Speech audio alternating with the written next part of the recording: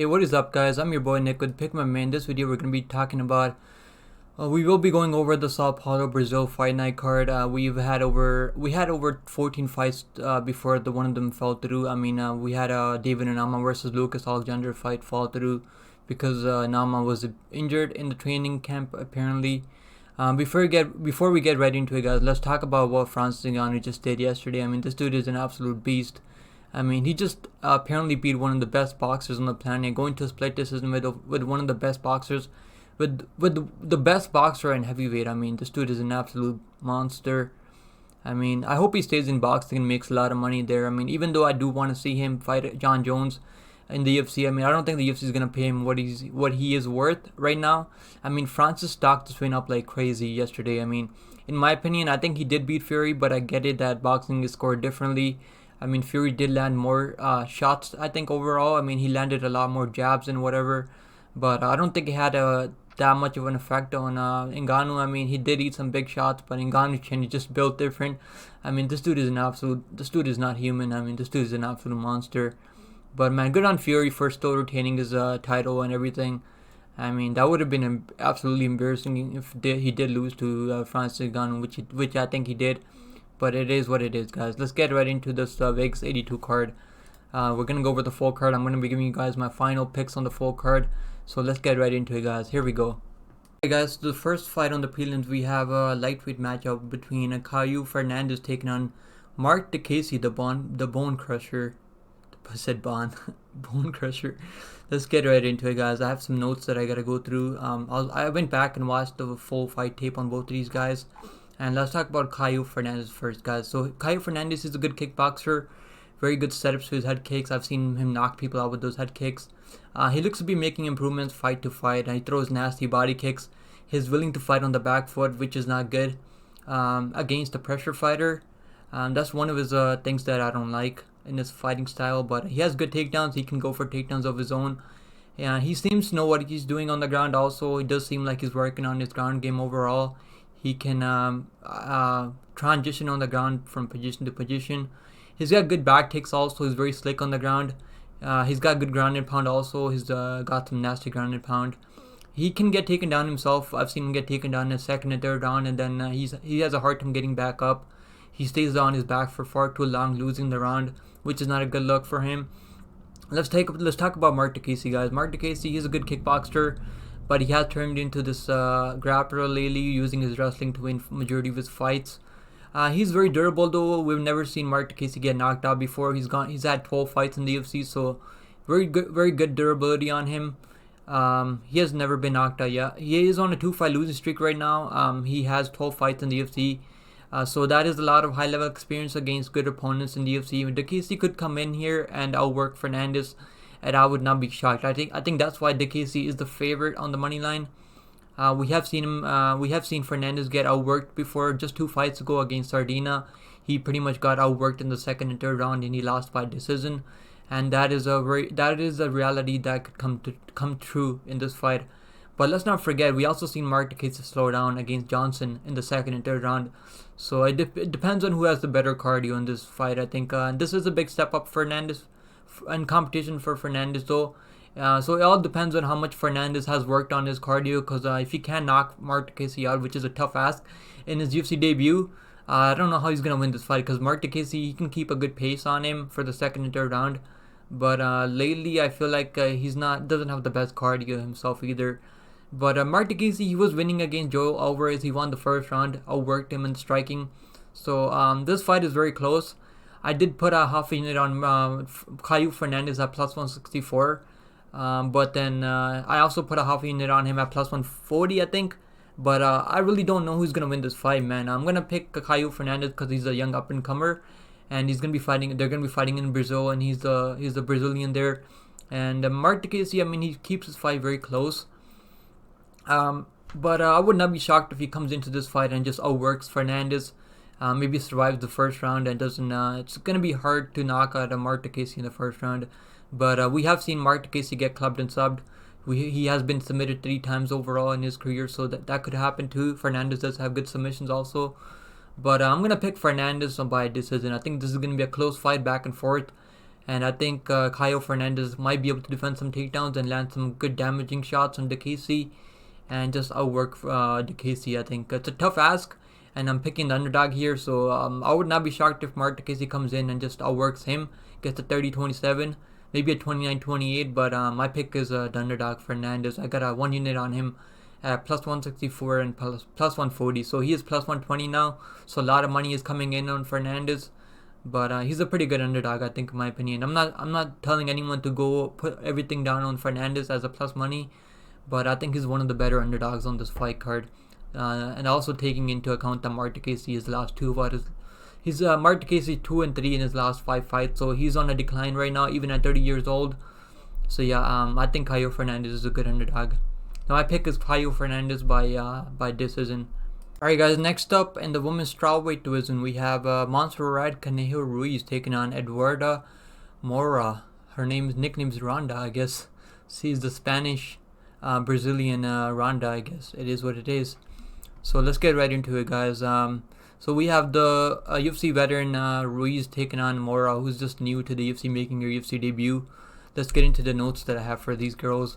Let's talk about Montserrat Conejo Ruiz, guys. She's a prospect out of Mexico with 13 pro MMA fights. I feel like she's way too undersized for this weight class. At 5 feet tall with the 61-inch reach, it can really hold her back from landing good shots on the feet on her opponents. That reach is very low for her. I think going up against Moura, who's got like a 67-inch reach or something like that. I think she's got a 66.9 reach, so it's almost 67-inch reach for her. Anyways, Ruiz, I mean, she's had 3 fights in the UFC. She's gone 1-2. She's been finished in 2 of her losses. She got the win over Cyan Willismas as a huge underdog. I mean, she basically just used that head and arm throws that she uses in every fight. Sometimes it works, sometimes it doesn't. So she got the takedowns over and over with the same head and arm throw. That's basically all she has in the grappling. That head and arm throw that she uses. So she was able to get that head and arm throw and land some pitter-patter shots on the ground. And Willismas just didn't have an answer for that. I mean, I don't know what Willismas was doing. She just looked off.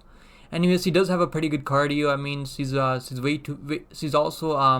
just way too small for this weight class. She's tough though. She took a beating from Armen for the first 3 rounds before Armen was finally able to get the TKO stoppage via ground and pound in the 3rd round. She's tough though. She's gonna stay in the fight. She's gonna hang on, and she was able to reverse some positions from Armen. She was able to get on top, but it wasn't for long. Also, she doesn't have any sting in her punches on the feet. I mean, she's gonna throw hard and try to brawl it out, but that 61-inch reach just can really hold her back. Anyways, she did get knocked out in the first minute by Amanda Lemos, but no shame losing to Amanda Lemos, which Amanda Lemos is a top contender at strawweight. Anyways, let's talk about her opponent, the big favorite in this fight. Eduarda Moura. She's a minus 440 favorite in this fight. She's undefeated prospect making her UFC debut on this Brazilian card. The UFC is basically giving her a free, easy debut here to build her hype up. In my opinion, the odds have her Moura at like minus 440 on DraftKings for a reason. She's got very good grappling, and her transitions on the ground are very slick. And the way she gets into the submission, she locks up the submission, is very, very slick. She will lock in that rear naked choke quickly if Ruiz doesn't defend, if she gives up her back.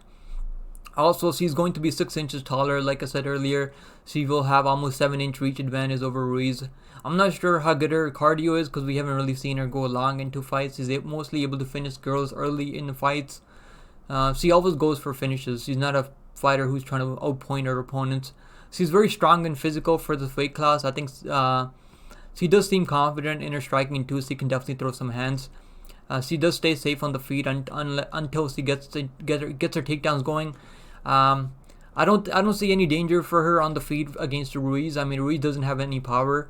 Moura will be the one with more power on the feet. Also, she will be the stronger grappler. I think she will be able to finish Ruiz inside the first and a half round. Inside 1.5 rounds, I think. Ruiz did show good submission defense against the world-class grappler Armen, but maybe we could see Moura finish her via TKO here, because Ruiz, I mean, she did work on her submission defense for Amarim. Amarim is a good grappler, but I think Moura is just a different beast, man. I think we're gonna see either a TKO stoppage or submission inside the first 2 rounds. I think I'm gonna say Moura gets a submission. I'm gonna say rear naked choke for Moura in the first or second. I'm gonna say second round submission for Moura. She might be a little bit nervous making her UFC debut against a big, against a big crowd. So she could have some nerves coming in. It's her UFC debut, so I don't have her in a lot of parlays. I do have her in the safety parlay. We have Petrino, Moura, and I think we have one more fighter, which is Rinat Fakhretdinov. I think that's our safety parlay. So Moura is the first leg of our safety parlay. We got her back when she was minus 400. So if you guys did want to play that parlay, I don't know if I want to put her in parlays at minus 440, minus 450. That's a little bit too much. I mean, it's her UFC debut, so some things could get a little bit slippery here. But I think it's gonna be easy win for Moura here. She's just way too physical for Ruiz. That's my pick, guys. Alright, guys. Next up at women's strawweight, we have Angela Hill overkill taking on Denise D. Gomes. Let's get right into it, guys. We have the UFC veteran taking on the new UFC prospect who's had 3 fights in the UFC so far. Let's look at my notes, guys. I gotta go over my notes. So let's talk about Angela Hill first. Angela Hill is the UFC veteran with most of her pro MMA fights taking place in the UFC, so don't let that record fool you guys. She has a lot of high-level experience in the UFC against the best girls in the fight game. She's mostly a volume striker with not much sting on her pop on her shots. She has 2 wins via KO, TKO in 23 UFC fights, guys. She's very tough and durable, though. She has never been knocked out. She has been taking a lot of damage in her losses, though, so you guys gotta take that into account. But she's very tough. She's never gonna quit on herself. She's never gonna give up. Hill has shown good takedown defense also at 76%. Considering she's at 25, she's at over 23. She's at 23 UFC fights, and she has a takedown defense of 76%. So very good takedown defense by her. I don't think she's gonna have to rely on her takedown defense much. I don't think Denise is gonna go for any takedowns. Let's talk about her Angela Hill's last fight with Mackenzie Dern. The striking differential was almost insane. I mean, Dern landed 126 significant strikes to 66 significant strikes for Hill. So, I mean, and Hill was supposed to be the better striker there. I don't know what happened. She just looked off. And it seems like Hill has been slowing down also. Dern is not really known for striking, and it was 50-45 and 50-44 on the scorecards. She could not even win one single round, guys. You guys got to go watch that fight. Hill did not even win one single round convincingly. I mean, that is absolutely embarrassing. I think Hill could. She was in some deep submissions also. With the amount of UFC experience that she has, she should not have been in those submissions that she was. But she didn't quit on herself. She was also in some deep arm bars by Dern, but she was able to survive. Now she's taking on Gomes, who it's so hard for a woman at 38 years old. How long can she keep taking on these young prospects? I've heard a lot of people say on YouTube, a lot of other YouTube MMA prediction channels talk about the fact that Hill could use her wrestling in this fight. I mean, what wrestling does she even have? I mean, she barely even averages one single takedown per fight. It's like 0.54 takedowns. I mean, that's less than a half. I mean, she doesn't really go for her wrestling all that much. Let's talk about Denise Gomes now, guys. Denise Gomes is a 23-year-old prospect who made her UFC debut at like 21 years old. I think she made her Contender Series debut at like 20 years old.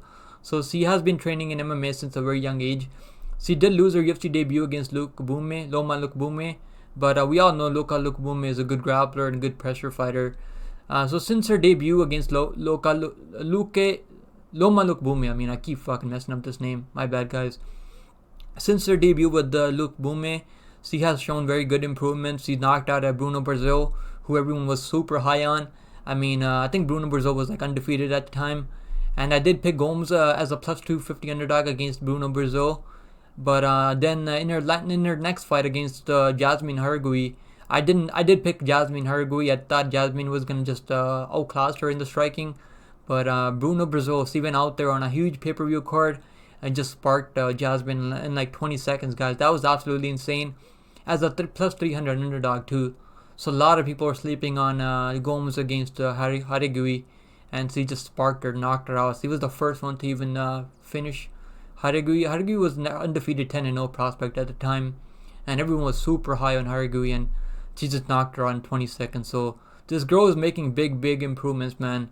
Now the UFC is trying to build her up as the next contender at this weight class. I think she will be the one with the forward pressure in this fight, landing the more impactful shots, doing more damage with her striking. Even if she lands less strikes, which I expect her to do, I think Hill's gonna have the more striking output. But I understand why so many people are picking Angela Hill here as an underdog. She has the experience to come out and teach Gomes a lesson. But I just don't see her pitter-patter striking style working all that much. Let's not forget, this fight is in Brazil. She will have to clearly win 2 out of the 3 rounds. And I just don't know if I see that happening. She doesn't have much sting on her punches, and she doesn't really use her grappling. My pick is Gomes via decision, but I would not be shocked if Gomes is the first one to knock Angela Hill out. That fight against Durden could have been stopped many times. I don't know why the referee didn't stop that fight. She took a lot of damage in that fight, man. Her face looked different after that fight. I mean, that fight should have been stopped. That was a bad decision by the referee not stopping that fight. I mean, she did take a lot of damage by Durden. Durden isn't really known for her striking once again. Let's all remember, man. Durden is known for her grappling. She's known for her submission grappling, not really known for her hands. And she was teaching Hill. She took Hill to school with their striking, in the striking exchanges. I mean, Durden didn't even have to get her down so many times. I mean, she was just outstriking her on the feet. So, I mean, everyone that thinks Hill was just a really good striker, she's really not, man. At 38 years old, I just don't know how long she will be able to take on a lot of big damaging shots from these powerful girls like Gomes.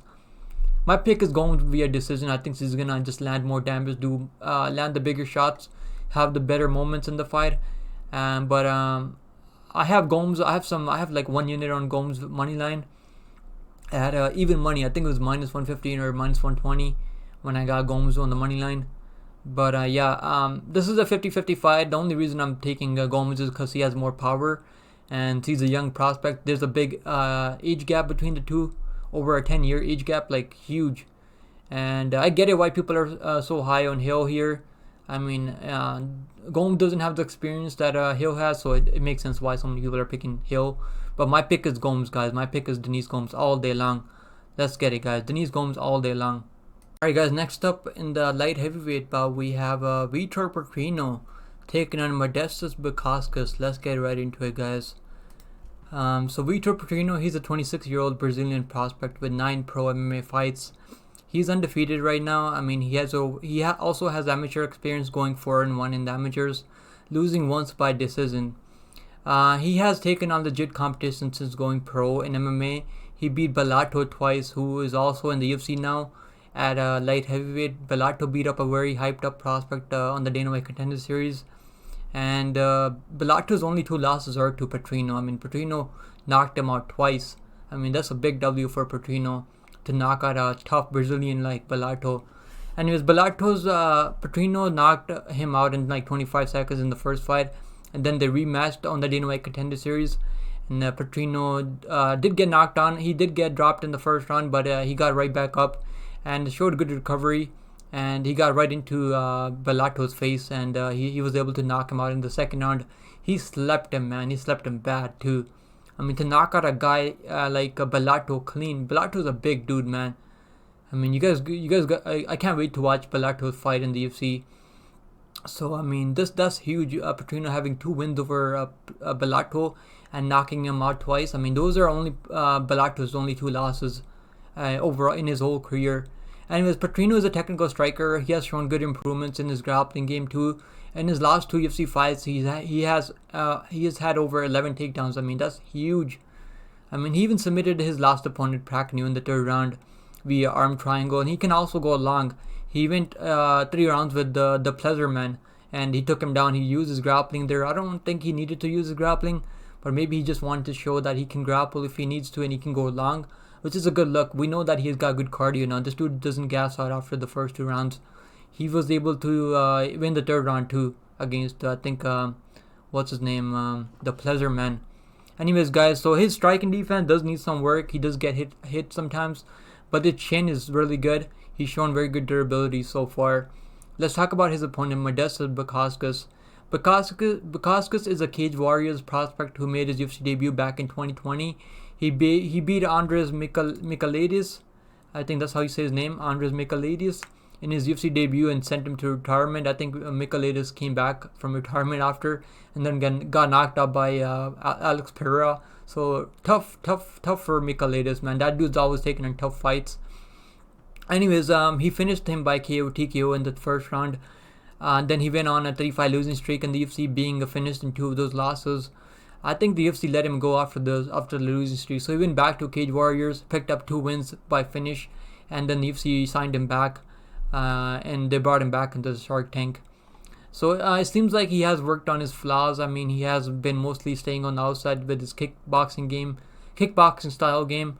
He's just been outworking his last 2 opponents, which I'm not really all that impressed by him. He beat Tyson Pedro, who said that he was sick at the time when he fought Modestas Bukauskas. I mean, Tyson Pedro won the first round, then he lost the second and third round. We know Tyson Pedro can gas out, absolutely gas out like horrible. So he did beat Tyson Pedro by decision, won 29-28, I think, or 30-27, who knows. But then Tyson Pedro makes a lot of excuses like he always does. But then he beat Modestas Bukauskas beat Jack Pauga. Jack Pauga isn't all that good. I'm not impressed by Jack Pauga. I don't even know why they signed Jack Pauga, to be honest. Jack Pauga, I've just never really been impressed by Modestas Bukauskas. I mean, he should have knocked out Jack Pauga. Jack Pauga was knocked out on his Dana White Contender Series. For Modestas to go out there and not even like drop him once. I mean, he should have at least dropped him once, like get at least 1 knockdown. If Modestas Bukauskas is really the guy that everyone thinks he's out to be, I mean, a lot of people are putting a lot of money on Modestas Bukauskas. The money line has been moving. I mean, Petrino's money line has been dropping by the day. So I think a lot of people are really high on Modestas Bukauskas.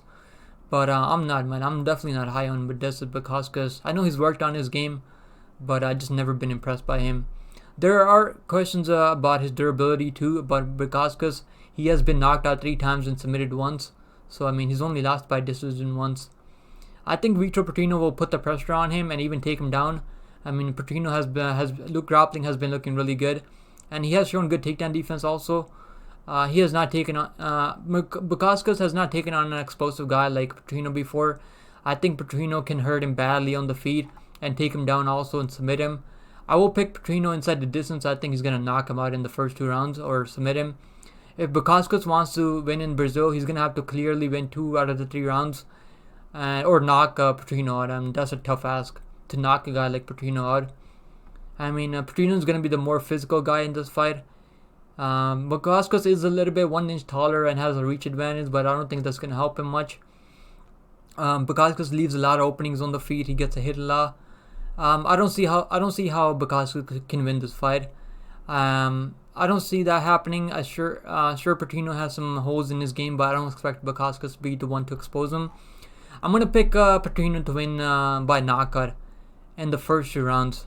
And Petrino inside the distance is my play. If you guys don't want to play the money line or you don't want to parlay Petrino, I do have Petrino parlayed. I think he's a very safe guy to parlay. I don't know why people are so hesitant. I don't know why they think Bukauskas is this really good prospect. I mean, he's making improvements in his game, but he's really not that good, man. He's really not that good. I mean, I get it why the people are attacking Bukauskas money line. I think they think there's good value. I mean, it is what it is, but I think Petrino is a good parlay piece. I like Petrino inside the distance. That's my call, guys. I picked Petrino to win by KO TKO in the second round. That's my call. Alright, guys, next up in the welterweight division, we have a really good matchup coming up. We have Elizeu Zaleski taking on Rinat Fakhretdinov, the Gladiator. Let's get right into it, guys. Let's talk about Elizeu Zaleski, guys. Elizeu Zaleski is a UFC veteran with over 13 UFC fights. I think he has 13 UFC fights in the UFC, and he has over 31 pro MMA fights. I mean, that is absolutely insane. A lot of MMA experience for the guy. He has a good UFC record at 10-3. I mean, that's a really good UFC record.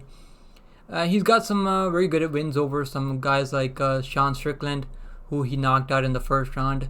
He also beat Saint Denis in Saint Denis' UFC debut. I mean, that was at welterweight, so I'm glad Santani went down to 155. That's his weight class. He was just able to Zaleski was just able to outmuscle him, and just he was just way too strong for the guy. And that was Santani's UFC debut. Anyways, Elizeu Zaleski is 36 years old. He seems to be slowing down just a little bit. He barely edged out that last fight against Abubakar Nurmagomedov, one of the lesser known Nurmagomedovs. He almost got dropped in the first round by Abubakar in the first minute, but he was able to survive, and Abubakar was having a hard time getting his takedowns going. We know Abubakar isn't really the best wrestler out of the Nurmagomedovs. Anyways, Abubakar, he doesn't have the best finishing ability, or he would have finished Zaleski in my opinion, because he stunned Zaleski badly. And Zaleski was supposed to be the better striker in the fight, so it's not a good look that he's getting stunned by these grapplers, by these wrestlers like Abubakar. Anyways, Zaleski has shown pretty good durability too. He has only been knocked out once by Li Jingliang in the third round after being dropped 3 times. So he has been chinned 3 times by Jingliang, but then he finally got stopped in the third round. He has been submitted twice also, so doesn't have the best submission defense. I don't know if his 65% takedown defense is gonna be good enough for him to defend takedowns against Rinat Fakhretdinov. This is a tough fight for him, in my opinion. Let's talk about Rinat Fakhretdinov, his opponent now. Rinat is one of the best prospects at welterweight right now. He has an MMA record of 22 wins and 2 losses. He's on a crazy win streak right now at 9 wins in a row. I mean, he has finished most of his opponents. He also has an amateur experience, going 6-2 in amateurs. He's one of the best grapplers at 170 right now. His striking is also looking very good. He has been dropping guys in the UFC. He is mostly a pressure fighter. He will strike with his opponents first and then use that to set up his takedowns. He can just pretend like he will go for the takedown and then go up high with his hands and catch his opponents lacking with their hands low, trying to defend the takedown. So that's really good for him. He's got good fight IQ. He also has very good cardio. I've never really seen him slow down, even with the high pace that he's able to keep on his opponents. He also absolutely dominated Brian Battle, who is another good prospect at welterweight. Brian Battle is also a very underrated prospect at 170. Rinat is his only loss, by the way. I'm very high on Rinat in this fight. Overall, Rinat Fakhretdinov is one of the best prospects at 170. The way he just took on Kevin Lee in his last fight, I mean, he absolutely sparked him. He dropped him bad with that right hand, I think it was, straight right hand. And then he just jumped on him with that guillotine choke. That was absolutely nasty, and he put him to sleep. I mean, imagine the squeeze this guy has on the submissions. I mean, once he locks in that submission, there's no way anyone's getting out of the submissions. I think he's gonna dominate Zaleski, if I'm being honest. I mean, at first, in my first quick picks video, I thought people were sleeping on Zaleski. I mean, Zaleski is a good UFC veteran, but it's not a good look the way he beat Abubakar. He should have beat him convincingly, or it shouldn't have been a split decision. Abubakar isn't really that good. And I think in this fight, Rinat Fakhretdinov is going to be able to land some big shots on him and dominate him with his grappling. Zaleski's 65% takedown defense isn't really all that good. I think Zaleski is going to have a hard time getting going, because he's not going to know what's coming at him next. If he's going to have to defend the takedown, or if he's going to have to keep his high guard up and defend his face from strikes. This is a big step up in competition for Rinat Fakhretdinov. I think Rinat Fakhretdinov is going to either get a late submission in the second or third round, or even just win by decision 30-27. But I'm sure he wants to finish Zaleski. I don't think he wants to leave it in the judges' hands, being this fight happening. Thinking this fight is happening in Brazil, I don't think he wants to go to the scorecards. Maybe we could get some bias in the scorecards sometimes, because Zaleski is the Brazilian here. But I think I'm going to say Rinat Fakhretdinov gets a submission in the second or third round. That's my pick, guys. Okay, guys, next up at men's bantamweight, we have Daniel Marcos taking on Victor Hugo Silva. I think that's his full name, Victor Hugo Silva. Anyways, let's get right into it, guys. Let's talk about Daniel Marcos. Daniel Marcos is a 15-0 undefeated prospect fighting out of Peru. He also has had an amateur experience with 6 fights. He went 6-0 there, so he's been undefeated in the amateurs, undefeated in the pro leagues. as of right now. He's mostly a striker. He's got very good technical striking. He has shown good durability and good chin also. He had a war with the Davy Grant. He has a good composure for a 15-0 undefeated guy. He looks calm, cool, and collected in his fights. Doesn't ever look hesitant or scared. Once he gets going, once he gets going, he will get into his flow and show good boxing. His striking defense is really good. At almost 70% striking defense. That's some of the highest striking defense I've seen. He has 8 wins by KO, TKO, and none by submission. He's not really a grappler. He has never won a fight by submission before. He has good takedown defense so far at 89%. That's very good takedown defense. But he has not faced a good grappler before. So who knows how his takedown defense looks when he takes on a legit grappler like Hugo Silva. I mean, he's going to have to defend some takedowns from Hugo Silva in this fight. Anyways, in his last fight, I mean, I picked against him. I picked Davy Grant. And I thought Davy Grant did enough to win, but the judges didn't. They gave that to Daniel Marcos. Probably because Grant had a nasty cut on his face, and Marcos' face looked just like he is never in a fight. So it is what it is. I mean, Davy Grant is not an easy fight for anyone, even at this point in his career. Davy Grant is going to war in each one of his fights. I mean, Davy Grant is a tough task. But even winning by decision over Davy Grant, I mean, that's respectable. You gotta put some respect on him. I mean, he beat Davy Grant in his 15th fight. I mean, that's pretty impressive. Anyway, that's good experience for him going the distance with a veteran like Davy Grant. I mean, Davy Grant has faced who's who of bantamweight, so it's good experience for him going the distance with a guy like Davy Grant. Anyways, he will be the more technical striker in this fight. I mean, he's gonna be the better boxer, the better inside fighter in the boxing in the pocket. Let's talk about his opponent, Victor Hugo now. Victor Hugo is a Brazilian prospect who has a lot of MMA experience. I mean, he's picked up a win on Dana White Contender Series this year. I mean, just a couple of months ago. I think it was like a month ago or so. He submitted an undefeated prospect who was 16-0 fighting out of Chile. He has also fought at welterweight before in his on the Riznos. I've seen him knock people out at 170 before, so he does have a lot of power when he does connect. He's a very good grappler though. His bread and butter is mostly grappling. I know his nickname is Striker, Victor Hugo Striker Silva, but he's mostly a grappler. Don't let that nickname fool you guys.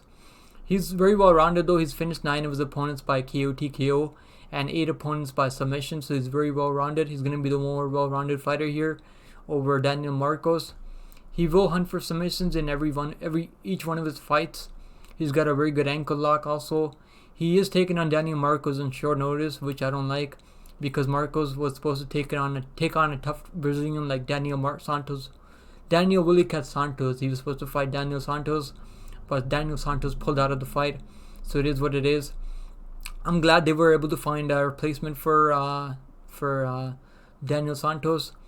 I have seen Silva slow down in his couple of fights at the Riznos, so it does concern me how his cardio is going to look if he can get that early submission over a guy like Daniel Marcos.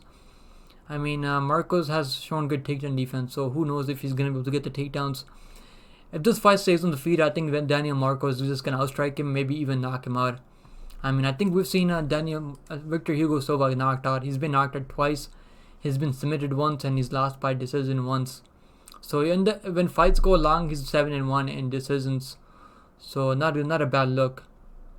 But he's finished 9 of his opponents by decision. So that's really good for him there. This fight is being in Brazil could maybe help him a little bit. Because if this fight goes to decision, like most of Daniel Marcos fights go to decision. I think he knocked out a guy in his UFC debut, Oliveira. So that's good for Marcos. I mean, that really put him on the map. But if this fight plays out close and Hugo is able to get some takedowns here and there, I think Hugo could maybe steal the decision because it's his hometown. Anyhow, I'm not going to be betting on this fight. I can't wait to see how it plays out. But I think if you guys are looking for value, it's on Hugo, so plus 200. He's a plus 205 underdog on DraftKings. But my pick is Marcos by decision just because he's taking this on short notice. So that's concerning. But he's on a crazy win streak right now. I mean, Hugo Silva is on like a 13-5 win streak right now. So there's a lot of value on him. I mean, just because Daniel Marcos hasn't lost before doesn't mean he can't lose here. But this is a big step up for Victor Hugo Silva. Really good fight. I'm really looking forward to this fight. I can't wait to see how it plays out. My pick is Daniel Marcos by decision. I think it's going to be a close decision, maybe 29-28 for Daniel Marcos. Alright guys, next up at lightweight we have a really good matchup between Elves Brener taking on Esteban Ribovics, guys. Let's get right into it. Let's talk about Elves Brener first, guys. Elves Brener is a good prospect fighting out of Brazil. He trains out of Charles Oliveira. I mean, I think he is his main sparring partner. So it's not a shocker why Brener has looked so good in the UFC so far. He made his UFC debut against Jubera Tuhugov. That is a tough opponent to make your UFC debut against, man. The odds were really stacked against him. But he came in and was very competitive with Tuhugov. He landed 69 significant strikes and Tuhugov landed 70. So, I mean, to go toe-to-toe with a guy like Tuhugov in your UFC debut against taking on a big step up in competition, really impressive, man. I've really been impressed by this dude. And then Brener ended up taking the split decision as a plus 470 underdog, man. This dude's been a big underdog every time, and he just keeps on winning, guys. I know a lot of people were really mad at that split decision for Brener by the judges, but that's the way it is, man. When you have a close fight, Tuhugov should have done more. He shouldn't have left it in the judges' hands like that close. I mean, he only had one more significant strike than Brener. I mean, what do you expect the judges to do? Anyways, then he came on. Then he took on Guram Kutateladze in his second UFC fight. I mean, talk about a step up in competition, man. He was a plus 475 underdog against Guram Kutateladze. I mean, they had an absolute war. I had some money in Guram. I had him in some parlays too. I think Guram was in my safety parlay. I mean, I was dumb enough to put him in safety parlay at like plus 600. I don't know why I did that, but everyone had Guram in their parlays, and that was the biggest. Elves Brener busted everyone's parlays. But it is what it is, man. But I think people are gonna not even talk about the fact that he was in everyone's parlays and in that last fight, Guram was in everyone's parlays, and now they're just gonna not even talk about that. It is what it is. That's the MMA betting community. Anyway, so he took on Guram down. He took Guram down in the first round and was controlling him and looking for submissions. He had Guram's back, and then Guram got back up and was landing some nasty elbows. He even cut Elves Brener. But Brener, I mean, Guram was up on the scorecards, I think, going into the third round. And then Brener came into the third round. This dude was an absolute junkyard dog, man. This dude was licking his blood. And just like, what a monster, man. Elves Brener is an absolute junkyard dog. He came into the third round against Guram. And then he landed a crazy shot. I think he landed on his neck or something. And he just knocked him out clean, man. I mean, Guram was absolutely gassed too. And Brener had the better cardio too. I mean, this dude is an absolute dog. He's never going to stop fighting you. He doesn't care if he's down on scorecards. He's not going to quit on himself. This dude, he has good grappling too. He's an absolute junkyard dog too.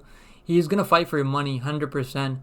And now he's taken a step down in competition. I think Ribovics is a step down in competition, even though many people will disagree with me, because a lot of dog money is coming in on Ribovics here. I mean, I think Elves Brener opened up at like plus 200 favorite, and I think a lot of dog money is coming in on Ribovics. Now he's taking a step down in competition. I think Ribovics is not better than Guram or Tuhugov. If we're being honest, I think Guram and Tuhugov would beat Ribovics at this point. Maybe the Ribovics will get better with time. Maybe he's gonna make some good improvements. But the only thing that I don't like about Brener is that he can lose minutes in fights. He can be behind on the scorecards. That's my only worry with him. Let's talk about his opponent, Elves Brener, now, guys. Esteban Ribovics. I don't know why I'm talking about Brener. So we got Esteban Ribovics now. Ribovics is a prospect fighting out of Argentina. He has had 13 pro MMA fights. He made his UFC debut against Loic Rajabov, who's a really high-level grappler, where he was taken down by 11 times. He got taken down 11 times by Rajabov. I mean, I'm messing up these names, my bad. Now he's getting taken down that many times. I mean, that's just not a good look. Getting taken down 11 times. I mean, holy shit, man. And in his next fight, he took on Kamula Kirk, who also took him down. I mean, so you would have expected that this dude would work on his grappling defense, but he didn't. He got taken down in the first takedown attempt from Kamula Kirk, and he was able to control him. Then Kamula Kirk was able to hold him down in the first round, control him, and look for submissions. for most of the round. I mean, Kamula won the first round. It was a clean 10-9 for Kamula. But Kirk gassed out after trying to look for takedowns over and over in the second and third round. He always does. I mean, Kamula always gasses out. I think Kamula is out of the UFC now. In this fight, I mean, I think Ribovics will be better. It will be the better technical striker, but I expect Brener to use his grappling and look for submissions on the ground. Even if you can't get the submissions, I think he will give Ribovics something different to think about. Brener should win. I think Brener is gonna win this fight. I have Brener to win either by submission on the ground or by decision. Ribovics really gonna have to hurt him badly or drop him to get the decision in Brazil. I think this is a tough ask, man. I really do think this is a tough ask, guys. My pick is Elves Brener by decision. I think he's gonna work him. I think it's gonna be tough to submit a guy like Ribovics, but Ribovics does give up his back, so maybe Brener can look for a submission. I mean, Brener's got some submission wins. I mean, this dude's got some submission wins. Before the UFC, he submitted his last 3 opponents. I think he submitted Victor Nunes, who was 3-1. So not the best opponents that he's finished, but knocking out Gram Kututulaje. I mean, that's a really high level guy that he knocked out. And now he's taking a step down in competition, taking a number 78 ranked fighter. I mean, Gram was ranked like number in the 20th. I think Gram was ranked like 20th or something. The Gram was not ranked apparently, but yeah, Gram was definitely like in the top 20. Everyone was super high on Gram, and I was super high on Gram too. And this guy just knocked him out clean. So my pick is Elves Brener by decision. I think 30-27. Alright guys, before we move on to the main card, guys, please don't forget to hit the like down below. It really helps out with the YouTube algorithm, and we are so close to getting to 500 subscribers, guys. That's my goal before end of this year. I wanted to hit 500 subscribers, guys. So please, if you guys haven't hit the sub button yet, please do it right now, guys. It really helps out with the content. Really makes me want to make more content when I see the growth on the channel. And I appreciate every one of you guys that watch the videos and hit the like down below and leave a comment for the YouTube algorithm. It really helps a lot with the YouTube algorithm, guys. So let's get right into it. We're gonna move on to the main card now. I don't know why my eye is watering. Probably from looking at the screen too much. So let's get right into it, guys. So we have another really good matchup on the main card. So opening the main card, we have a lightweight matchup between Ismael Bonfim taking on Vinc Pichel from Hell. What a nickname, from Hell, Pichel. Let's get into it, guys. So we have Vinc Pichel is a 40-year-old UFC veteran with the 7-3 UFC record. He has been finished in 2 of his 3 losses, once by knockout and once by submission, and once by decision. He lost one of his fights by decision where he just got out-grappled by the Olympian grappler. I think it was Marc Madsen. He just got outworked there. And in this fight, he just got arm triangled by Gregor Gillespie. So he's losing most of these fights to grapplers. But he's mostly a striker. He has 8 wins by knockout. But in the UFC, he's only knocked out 1 opponent. He doesn't have much grappling and has no wins by submission. He has been fighting. He has not been fighting since. No, he has been fighting since 2009. So he's been in the game for so long. So this dude has been fighting forever. He has not been that active lately. This will be his first fight in the last year and a half. I think the UFC trying to force him to fight out of his UFC contract now. At 40 years old, I'm not sure how long he can keep doing this, taking on these young up and comers. He's a tough dude though. He's gonna be tough and hard to finish. He has good wins though, underrated wins in UFC. But at 40 years old, I mean, fighting these young, hungry up and comers, that is a tough ask. Let's talk about Ismael Bonfim now, guys. Ismael Bonfim is the less talented brother of Bonfim brothers. I mean, I think Gabriel Bonfim, who's the co-main event on this card, is the better, more talented, more well-rounded fighter, in my opinion. I think everyone will agree to that. Anyways, Ismael Bonfim is the striker who is technical too, and he is more than willing to get into a fire fight. He got into a fire fight with Terence McKinney and didn't end well for Terence McKinney. He knocked him out with a flying knee. I mean, that was absolutely nasty. Anyways, he can outstrike his opponents and also win on the scorecards. I remember watching this Dana White Contender Series fight where he and his brother picked up good wins. He was able to stay calm, cool, and collected and just win by decision. He was able to outwork his opponent. He showed good cardio too. He didn't really slow down all that much. He has a good chin and durability. He's never been knocked out. His grappling hole was exposed by Benoit Saint-Denis in the UFC. Saint-Denis took him down in the first round and was able to get that rear naked choke right away. I mean, Ismael did not even defend attack hand control, trying to defend the submission. There was only like 10 seconds left in the fight too, so he should have attacked hand control right away, which he didn't. He basically just left his neck open, wide open for Benoit Saint-Denis to clinch in that rear naked choke. So it is what it is. He's got 4 losses. All his 4 losses are by 2 guys who can grapple and lock at submission. He's been submitted 4 times. All of his losses are by submission. So going forward, we gotta watch out when he takes on grapplers. That's a big hole in his game.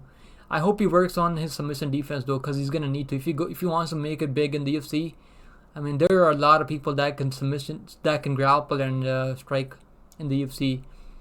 So in this fight, he's not gonna have to worry about defending any submissions. I mean, Vinc Pichel is gonna be more than willing to strike with him, and I think that's exactly what the UFC wants here. Vinc Pichel and Ismael Bonfim should be able to land the big shots on the striking and either put him away or just outstrike him to decision. I mean, I think Pichel is a hard guy to finish, but he has been finished in the two of his 3 losses.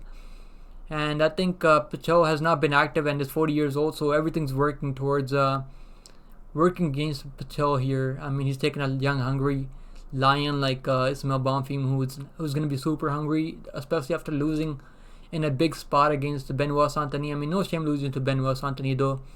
Benoit Saint-Denis is on an absolute killer streak, and we're going to see Benoit Saint-Denis next week on the UFC 295 pay-per-view card. Anyways, I could see him getting the stoppage via knockout, or I think I'm gonna pick up Ismael Bonfim by 2nd round knockout. I think he's gonna really put it on Vinc Pichel, and Pichel is gonna try to survive in the 1st round. Then I think the referee's gonna step in the 2nd round. I'm gonna say 2nd round knockout for Ismael Bonfim, guys. That's my pick. Alright, guys. Next up at men's middleweight, we have Rodolfo Vieira, the black belt hunter, taking on Armen Superman Petrosian. Let's get right into it, guys. Let's talk about Rodolfo Vieira, man. Rodolfo Vieira is a world-class grappler, winning many world grappling tournaments. He's a world-class. I think he's got world-class championship titles. He also fights out of Brazil. I mean, he's made his UFC debut back in 2019. He's a grappler, and in the striking, some days he can look fine, and some days he can look horrible. He came in with a lot of hype, took on some horrible opponents, and won by submission. I mean, guys that are not even in the UFC anymore. But when he finally took a step up in competition against Anthony Fluffy Hernandez, I mean, he gassed out badly, man. He was up almost minus 500 favorite, minus 495 exactly against Anthony Hernandez, and he gassed out badly. Lost a lot of people money there. I mean, I think a lot of people were really pissed off. Anyways, Hernandez was able to submit him, gas him out in the 2nd round, submit him in the 2nd round, submit the black belt. I mean, what a fucking thing, right? Imagine going out there thinking Rodolfo Vieira is gonna be the one submitting Hernandez, and Hernandez is the one that submits the black belt, the world-class grappler, Vieira. I mean, what a win for Hernandez. Hernandez just has different cardio. I mean, Hernandez is a different beast. Anyway, since then he's gone 2-1. He's getting wins over guys like tomato cans like Dustin Stoltzfus and Cody Brundage. I mean, how much value can you really give these wins? I mean, I don't rate these wins at all. I mean, beating Dustin Stoltzfus, who's like 1-5, whose only win is over a guy who broke his arm. I mean, horrible wins. But even against what's his name, against Cody Brundage. I mean, Cody Brundage had him in all sorts of trouble. Cody Brundage had him wobbling all over the places. I mean, he knocked him down too, had him in all types of trouble, had him in an arm triangle too, had him in a rear naked choke. I mean, Cody Brundage was going out there having a field day with him before he finally. I mean, Cody Brundage is a low IQ fighter. I mean, Cody Brundage gasses out after the 1st round. He's basically a sitting duck.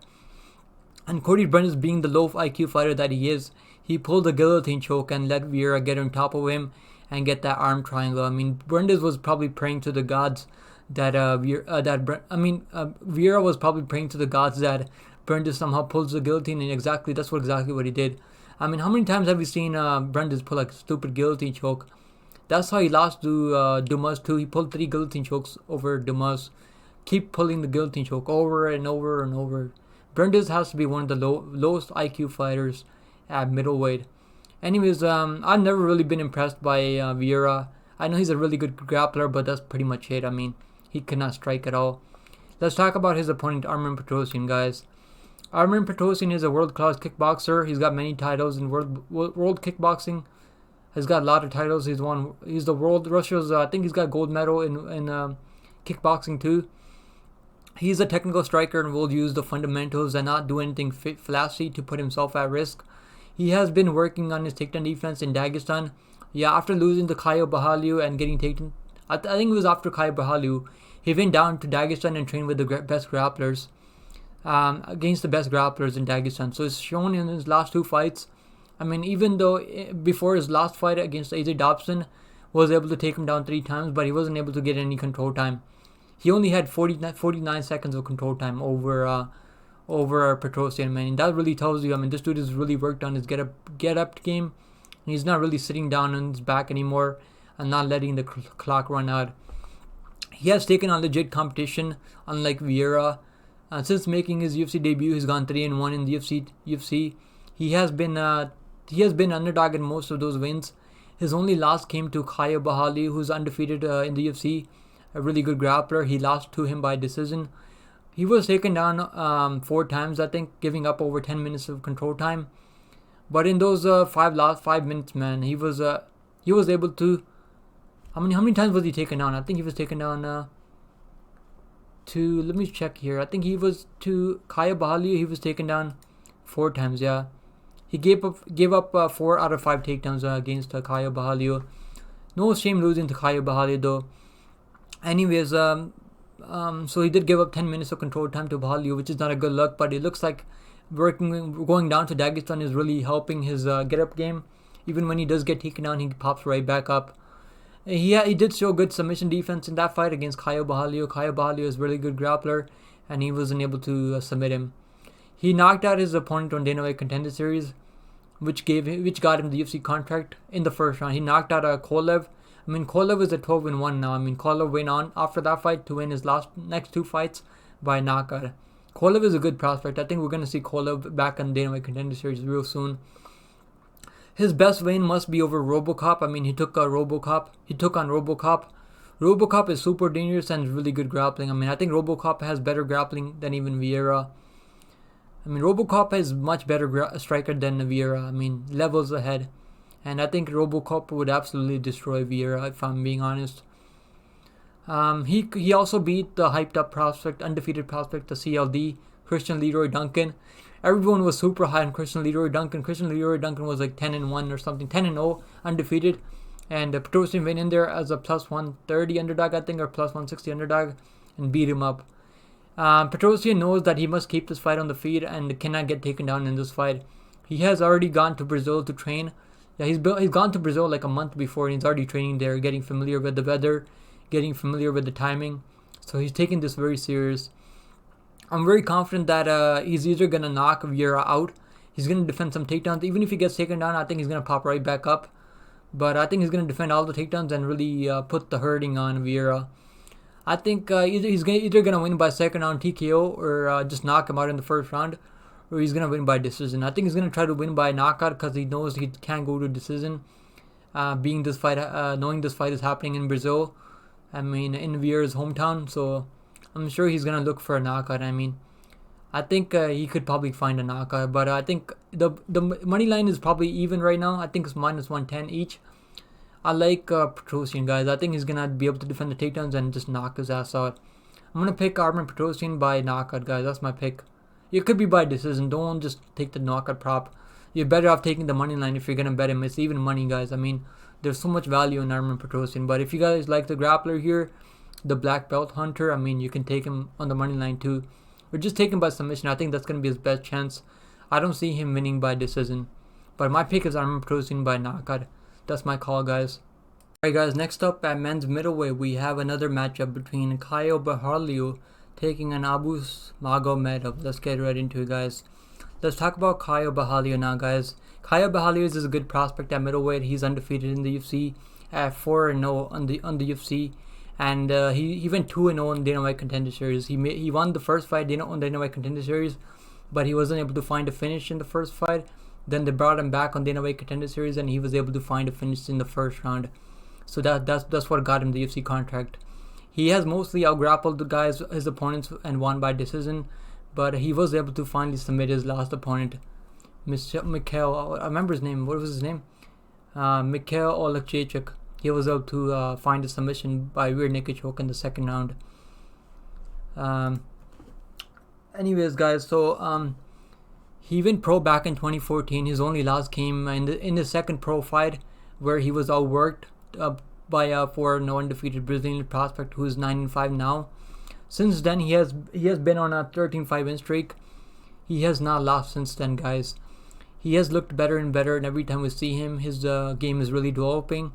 I have seen him working on his striking on his Instagram, and his hand speed looks insanely fast, guys. You gotta think that he's rounding his full MMA game out. He trains out of that Fighting Nerds team, which is a very good team. We've been seeing a lot of prospects on Dana White Contender Series get the win on as underdogs on the Dana White Contender Series, training out of the Fighting Nerds team. So he's really been putting in the work, man. His team is really making big waves in the MMA world. It's not like he can't strike either. I mean, a lot of people just don't remember that this dude can strike. He's got the karate stance where he can stay safe in the striking exchanges and set up the takedowns. Just because he's a good grappler doesn't mean he can't strike. I think a lot of people get that wrong. He has power in his hands too. His cardio is amazing. I've never really seen him slow down. And now he's going to be taking an Abus Magomedov. I mean, Abus Magomedov is a 31 fight veteran. 31 fight MMA veteran. He has fought in PFL, fought in KSW.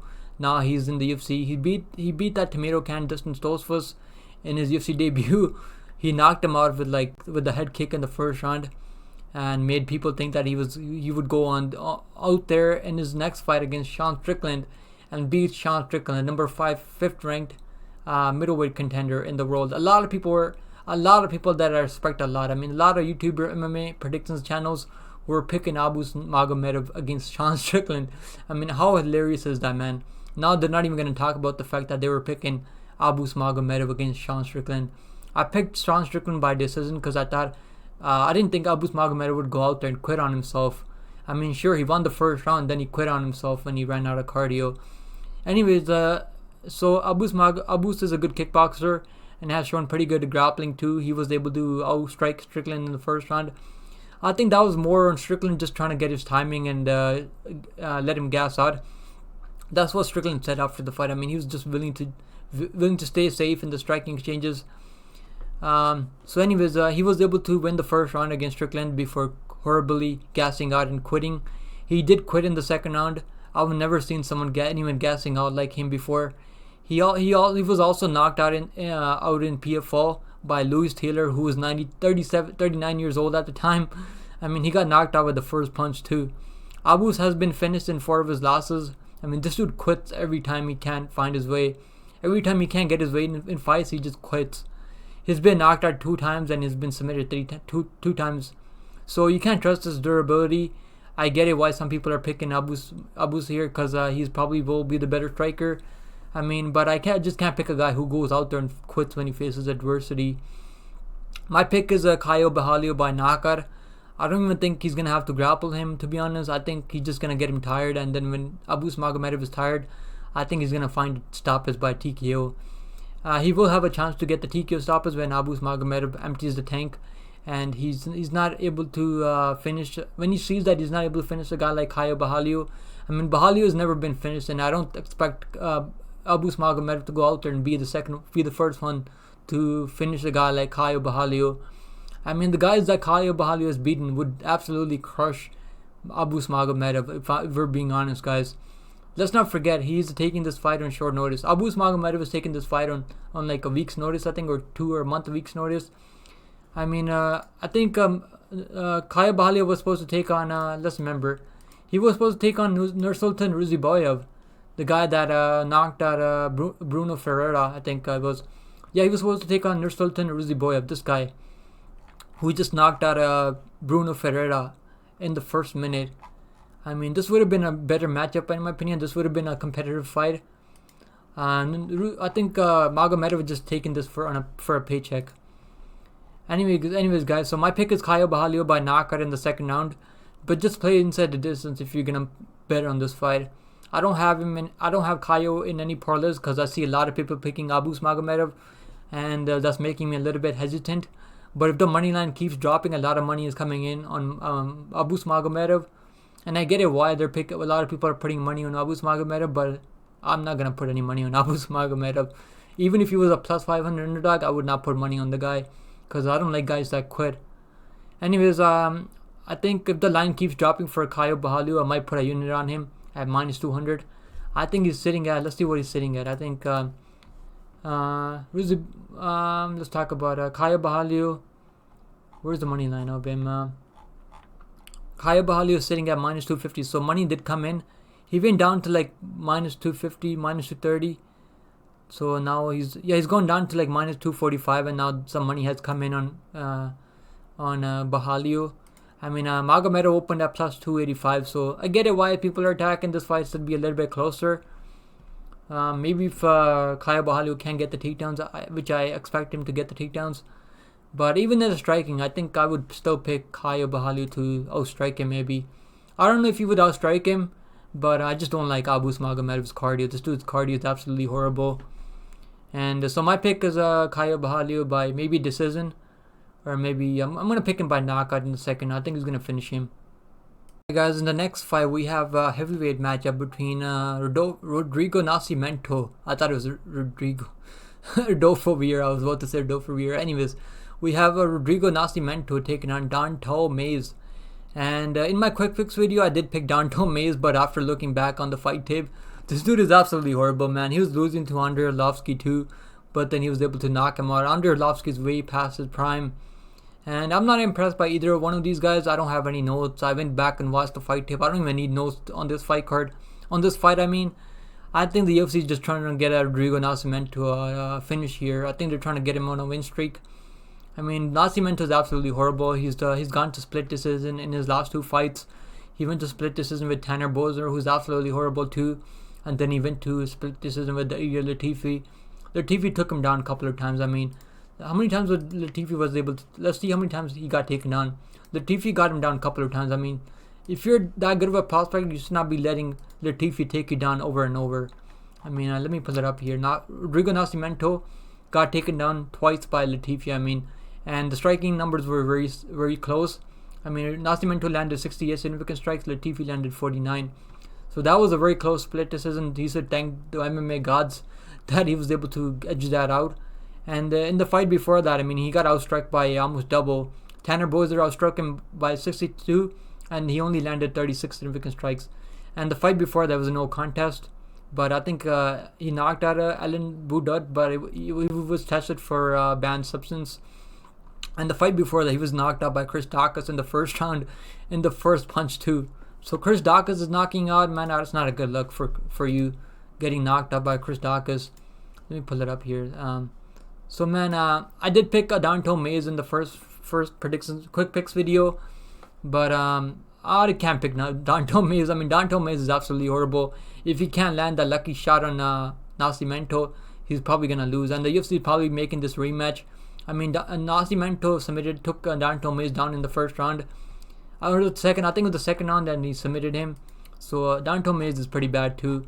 Look how many times he's been finished. He's been knocked out once, submitted twice, lost by decision once, disqualified once. I mean, 3-3 in the UFC. I mean, I can't pick a guy who's 3-3. But I did pick Don'Tale Mayes as a plus 185 underdog.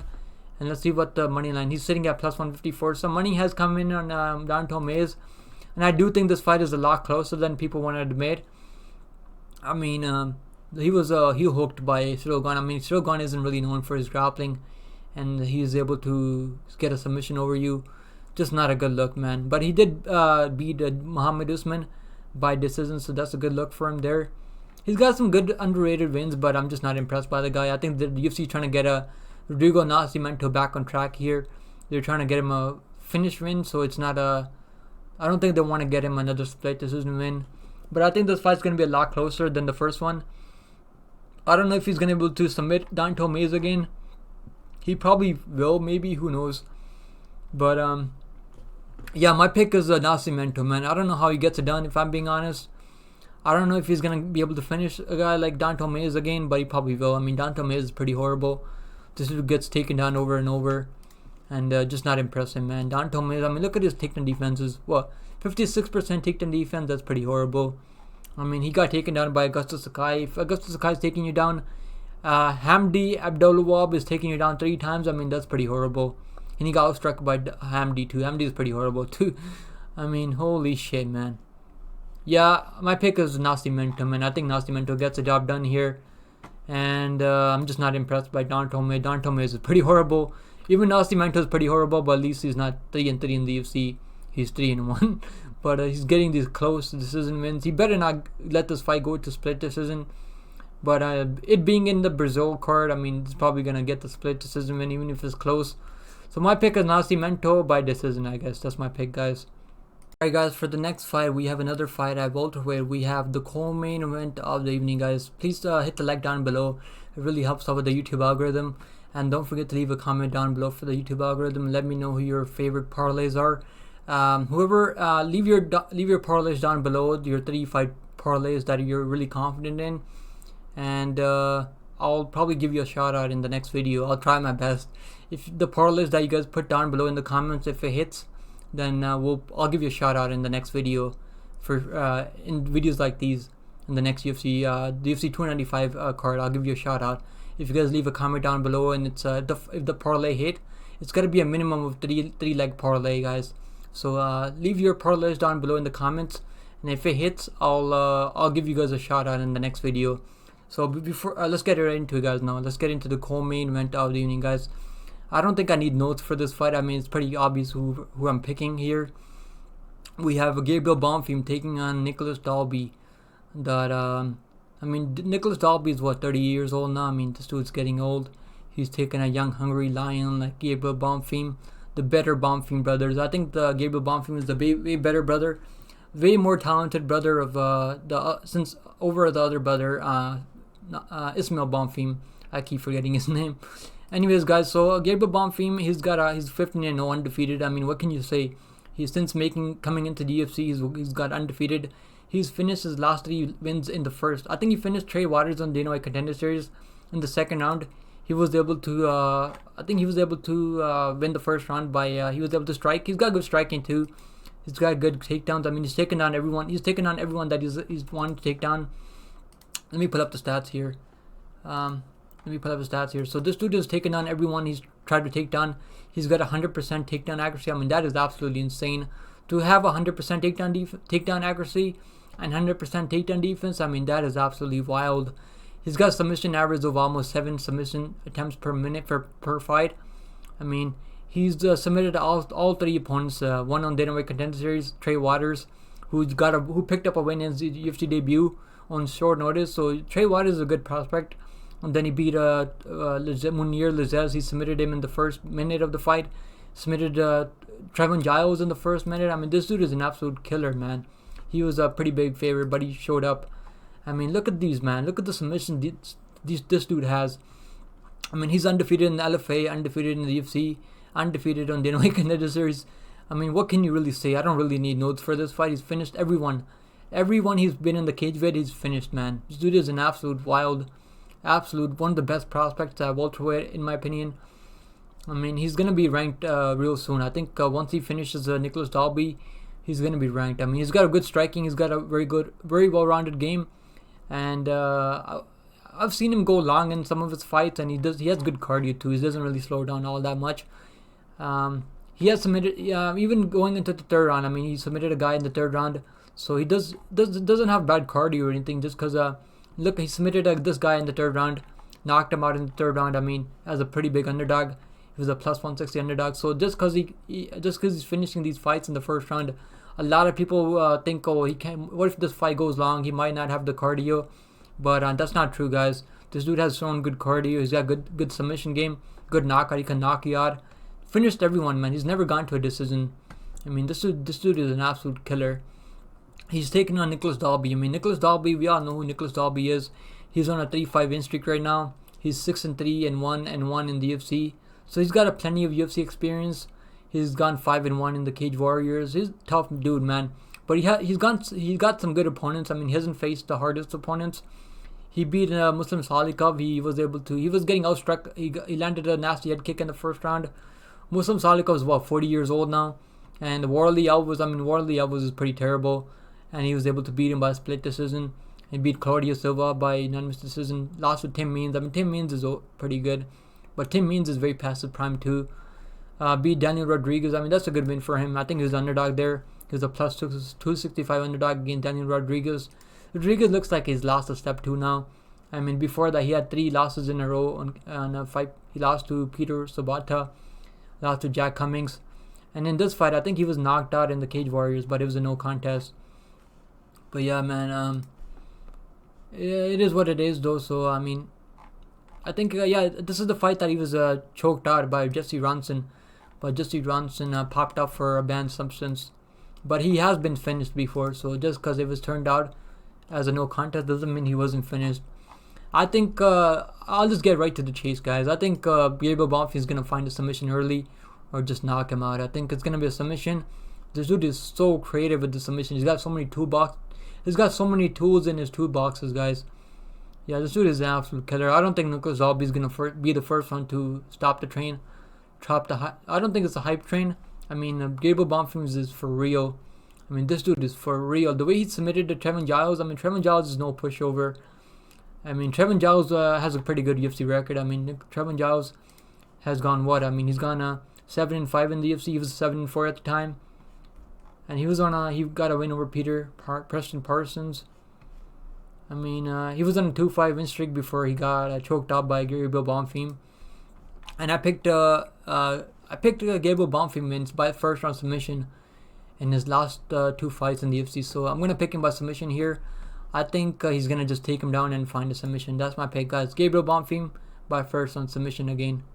Alright, guys, we have the main event of the evening. I was about to say co-main. Anyways, we're at the main event of the evening, guys. We have a really good matchup. I don't think this is gonna go 5 rounds. I think this is gonna be done inside the first round, guys. Either if Derek Lewis lands that big bomb or Jonathan Almeida gets a takedown and finds a submission. It's pretty obvious who I'm picking here. I'm picking Jonathan Almeida. I don't know. You guys all know what Jonathan Almeida does. What his game really is.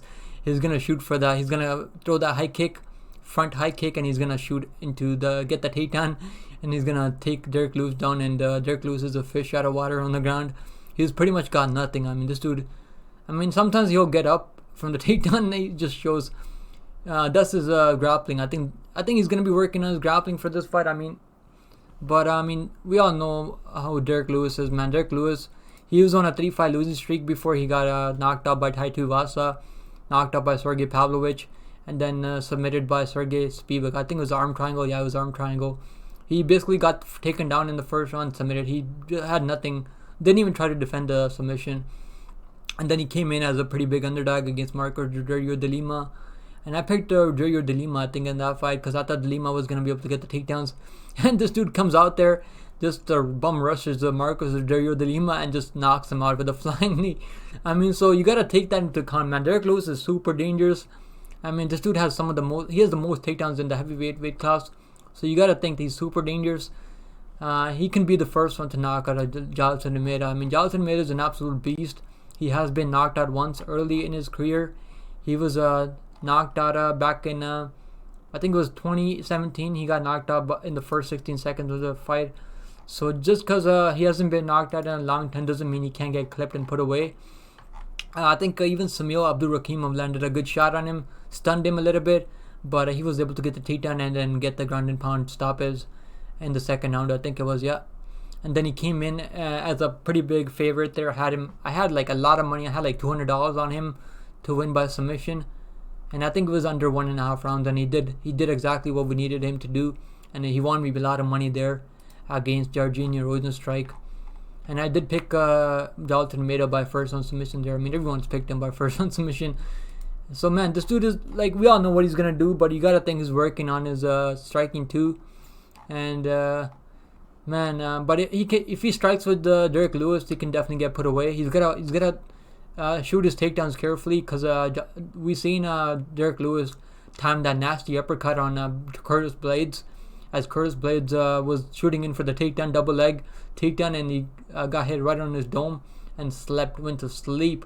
So man, he's gonna have to watch out. I hope he watches out for Derek Lewis's knockout power, Because Derek Lewis can put anyone out on this planet.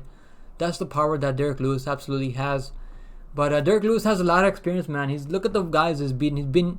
He's been competing against the best guys. He's 18-9. I mean, look, that is what 28 fights UFC experience for him.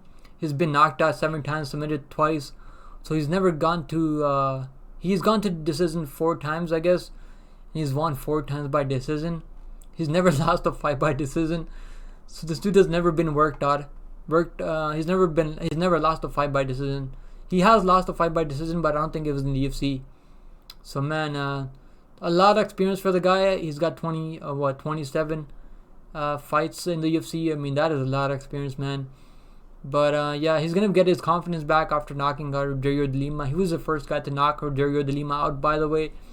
And he's got nasty ground and pound. If Jailton Almeida lets Derek Lewis get on top of him, he's gonna be in some trouble. But Jailton Almeida is a way too slick of a striker, man. And I think, I mean, he even knocked out Volkov in the 3rd round. So if this fight goes long, don't get confident that Almeida is gonna win, because Derek Lewis carries his power late.